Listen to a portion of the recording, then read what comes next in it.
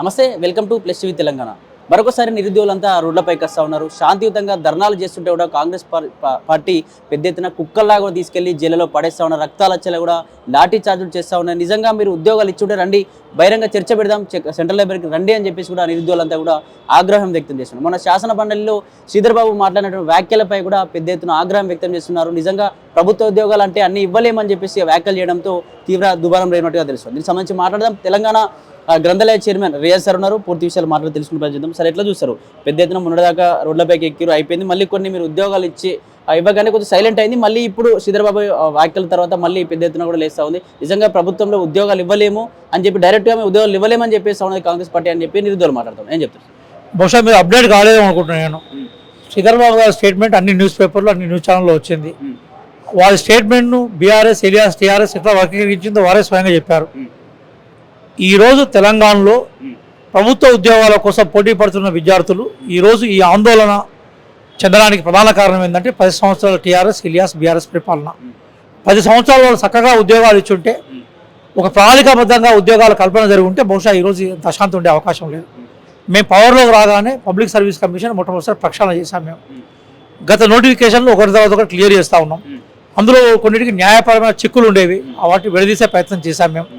ఇప్పుడు చివరికి only group 3కి సంబంధించిన రిజల్ట్ ఇచ్చాం, కానీ నియామక పత్రాలు మాత్రం ఇవ్వాల్సి ఉంది. అదొకటే మిగిలింది. గ్రూప్ 3 నియామక పత్రాలను 1 వీక్లో ఇవ్వబోతున్నారు. ఇచ్చిన తర్వాత మళ్ళీ సేమ్ గ్రూప్ 1 గ్రూప్ 2 గ్రూప్ 3కి సంబంధించిన నోటిఫికేషన్ల పరంపరను తీసుకునేందుకు టీఎస్పీ సిద్ధంగా ఉన్నట్టుగా ఆ సంస్థ చైర్మన్ ప్రకటించారు. పోలీసు ఉద్యోగాల్లో 14,000 ఉద్యోగాలను మేము కల్పించబోతున్నట్టుగా దానికి సంబంధించి ఆ సంస్థకు సంబంధించిన డీజీపీ సోదర్ రెడ్డి గారు ప్రకటించారు. కాబట్టి చాలా స్పష్టంగా కాంగ్రెస్ పార్టీ ఒక పద్ధతి ప్రకారం పోతుంది. హుస్నాబాద్ బహిరంగ సభలో కానీ, నరసంపేట బహిరంగ సభలో కానీ గౌరవ ముఖ్యమంత్రి గారు చాలా క్లియర్గా మేము ప్లాన్ చేసాం. 40,000 ఉద్యోగాలకు సంబంధించిన ఏర్పాట్లలో మేము ఉన్నాం. ఇమ్మీడియట్గా వాటికి సంబంధించిన ప్రక్రియను మేము త్వరలో చేయబోతున్నామని చెప్పారు. చాలా క్లియర్గా శాసనమండలిలో శ్రీధర్బాబు గారు ఏమన్నారంటే, ఉద్యోగాలు ఆశించే వాళ్ళ సంఖ్య బాగా పెరిగింది. అన్ని ఉద్యోగాలను ప్రభుత్వ రంగంలో ఏర్పాటు చేయడం సాధ్యం కానప్పుడు ప్రైవేట్ రంగాన్ని కూడా విస్తరించాలి. కాబట్టి ప్రైవేట్ పెట్టుబడులను ఆకర్షించడం ద్వారా మనకు ఉపాధి అవకాశాలను పెంచే క్రమంలో మేము ముందున్నామన్న విషయాన్ని వారు చెప్పారు. దాన్ని పూర్తిగా వక్రీకరించి శ్రీధర్బాబు గారు అనని మాటలు అన్నట్టుగా చేసి బ్యానర్ న్యూస్గా వాళ్ళ అధికార పత్రికల్లో, వాళ్ళ అధికార ఛానల్లో వాళ్ళు ఏర్పాటు చేసి పంపింగ్ చేస్తున్న యూట్యూబ్ ఛానల్లో ప్రచారం చేశారు. అబద్ధం ఒక రోజు రాజ్యం వెళ్తుంది కావచ్చు, నిజమే నిలకడగా నిలబడుతుంది. కాబట్టి శ్రీధర్బాబు గారి ఖండన, ఆయన నిజంగా ఏం మాట్లాడిన వీడియోలు నిన్ననే విడుదల చేశారు. దాని తర్వాత వాళ్ళ సబ్జెక్ట్ లేదు. ఇప్పుడు వాళ్ళు ఏమనుకుంటుందంటే, ఎస్, కాంగ్రెస్ పార్టీకి బాధ్యత ఉంది. నిజంగా మేము ఏదైతే నిరుద్యోగుల ప్రేమ అభిమానాలతోటి వాళ్ళు ఓట్లు వాళ్ళ ప్రచారంతో గెలిచామో వాళ్ళ పట్ల మాకు నిబద్ధత, కమిట్మెంట్ ఉంది. ఖచ్చితంగా ఖాళీ ఉద్యోగాలను సుస్థిరంగా మేము నింపుతాం. దిశలోనే ఆ ప్రయత్నంలో ముఖ్యమంత్రి గారు పూర్తిగా నిమగ్నమై ఉన్నారు. మళ్ళీ చెప్తున్నాను, డెఫినెట్గా నోటిఫికేషన్లకు సంబంధించిన ప్రకటనలు మేము గతంలో అయితే వాగ్దానం చేస్తున్నామో వాటికి అనుగుణంగా జరుగుతాయి. విద్యార్థులు దయచేసి సీరియస్గా చదవాలని కోరుకుంటున్నాం. ఈ ప్రధానంగా హరీష్ రావు, కేటీఆర్ గారు, అలాగే బీజేపీకి సంబంధించిన కొంతమంది నాయకులు అబద్ధాలను ప్రచారం చేస్తున్నారు. అట్లా కూడా మోడీ గారు సంవత్సరానికి 2 కోట్ల ఉద్యోగాలు అన్నాడు. ఆయన 11 సంవత్సరాల్లో మొత్తం కలిసి 2 కోట్ల ఉద్యోగాలు ఇవ్వలేదు. కాబట్టి అబద్ధాలు కానీ చూడాలి, నిజాలు చూడాలి. సీరియస్ విద్యార్థులు దయచేసి సీరియస్గా మీ చదువును కొనసాగించగా కోరుతున్నాం. ఇక్కడ కాంగ్రెస్ పార్టీ అధికారంలోకి రాకముందు డైరెక్ట్గా రాహుల్ గాంధీ వచ్చి టీ తాగిండు, రేవంత్ రెడ్డి వచ్చారు. కానీ ఎందుకు అధికారంలోకి వచ్చిన తర్వాత ఒక్కరోజు కూడా చిక్కడపల్లికి రావాలంటే పెద్ద ఎత్తున ముందస్తు అరెస్ట్ చేసేసి అంటే నిరుద్యోగుల దగ్గర రావడానికి టైం లేదు, కానీ సినిమా టాకీస్ ఓపెన్ చేయడానికి టైం ఉందా అని చెప్పేసి నిరుద్యోగులు కావచ్చు ఇతర పార్టీ నాయకులు ప్రశ్నిస్తూ ఉన్నారు. ఏం చెప్తారు? మిమ్మల్ని అడుగుతున్నాను సార్, ఒక ముఖ్యమంత్రి గారికి ప్రోగ్రామ్స్ డిసైడ్ చేస్తాం, వాటి ప్రకారం ఆయన వస్తుంటాడు, అందరినీ కలుస్తాడు, అందరితో మాట్లాడతాడు. ఆ ప్రయత్నంలో భాగంగానే పరిపాలన వివరాలు తీసుకొస్తున్నాడు. మొత్తం టీఆర్ఎస్ ఎలియాస్ బీఆర్ఎస్ కరిమింగిన వెలుగపట్టుని మాకు అందజేసింది. బడ్జెట్ లేదు, ఒక విధానాలు లేవు, ఒక సబ్జెక్ట్ లేదు. మేము రాష్ట్ర పరిస్థితిని చక్కదిద్దే ప్రయత్నంలో ఉన్నాం. కాబట్టి తప్పనిసరిగా ముఖ్యమంత్రి గారు ప్రతిరోజు కొన్ని వందలాది మందిని కలుస్తున్నాడు. సెక్రటరీ ఎవరైనా కలవచ్చు, సందర్భం వచ్చినప్పుడు తప్పనిసరిగా అందరినీ కలుస్తాడు, సమయాన్ని బట్టి కలుస్తాడు. మన 1st తారీఖు 2nd తారీఖు మీకు తెలుసు, కొన్ని వందలాది మంది ముఖ్యమంత్రిని కలిసారు. అనేక మంది జర్నలిస్టులు ఉన్నారు, ఉద్యోగులు ఉన్నారు, నిరుద్యోగులు ఉన్నారు, విద్యార్థులు ఉన్నారు. కాబట్టి ముఖ్యమంత్రి గారు కలవట్లేదనే ప్రచారం అబద్ధం ప్రచారం. ముఖ్యమంత్రి గారు నిజంగా కలుస్తారు. ఒక ప్రాంతానికి పర్టికులర్గా రావాలనుకున్నప్పుడు ఒక సందర్భం ఉంటుంది. ఆ సందర్భం ఏర్పడిన తర్వాత తప్పకుండా ఒకసారి గెలుస్తాను. కాంగ్రెస్ పార్టీ 70,000 ఉద్యోగాలు ఇచ్చామని చెప్తుంది. కానీ 70,000 ఉద్యోగాలు ఓన్లీ నియామక పత్రాలు ఇచ్చింది, అది ఓన్లీ బీఆర్ఎస్ పార్టీ ఇచ్చిన ఉద్యోగాలు.